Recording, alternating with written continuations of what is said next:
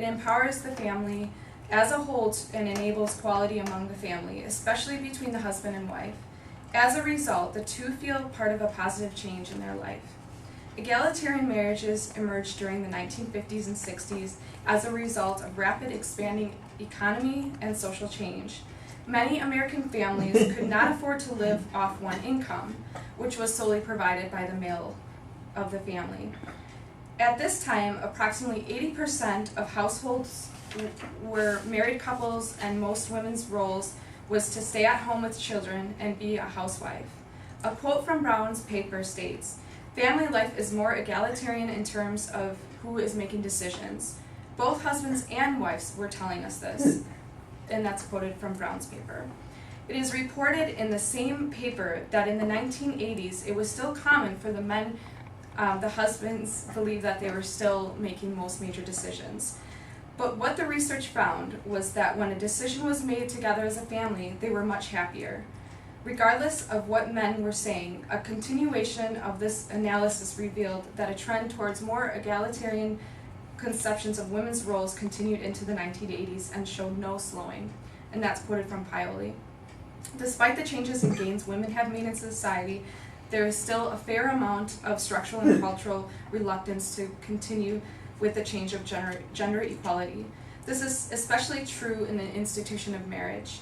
I will now discuss some of the makeup of traditional marriage. The most significant sign of reluctance of change with gender roles in the realm of marriage is that women continue to work a second job shift while continue to complete households work and raising children, and that's from Paoli as well. This seems most relevant in traditional marriages. Historically, a traditional marriage, women were materially dependent on the husband for their well-being. At this time, patriarchy was the central instrument in a marriage and still is in many relationships today. The women's role in a traditional marriage is to be primarily responsible for raising children and domestic duties. In a traditional marriage, women offer the husband time and support to advance in their career. In a study done by Anne Dunnelstone and her colleagues, they found people that lean towards a traditional marriage in general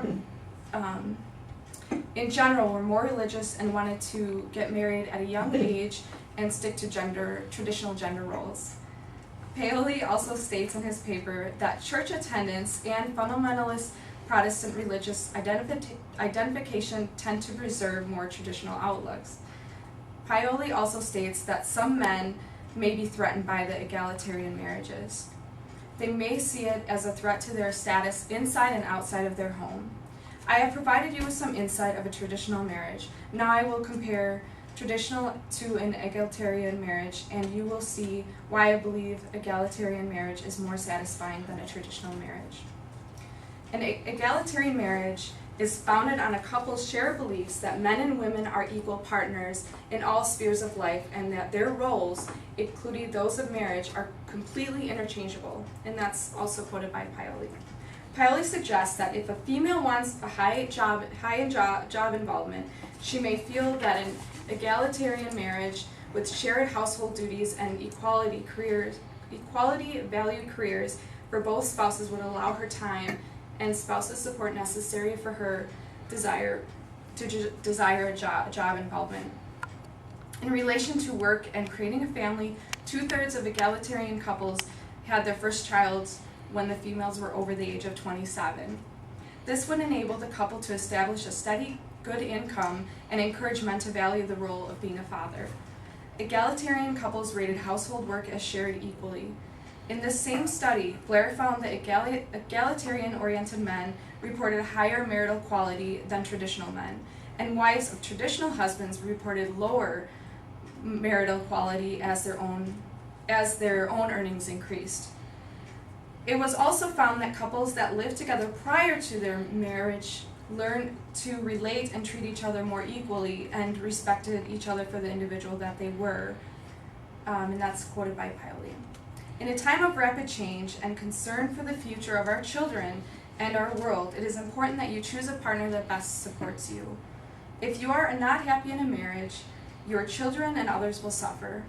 Egalitarian marriage offers partners the ability to work together in all realms of life. from child rearing to career choices. Let's build a happier and more supportive environment for our children. Thank you.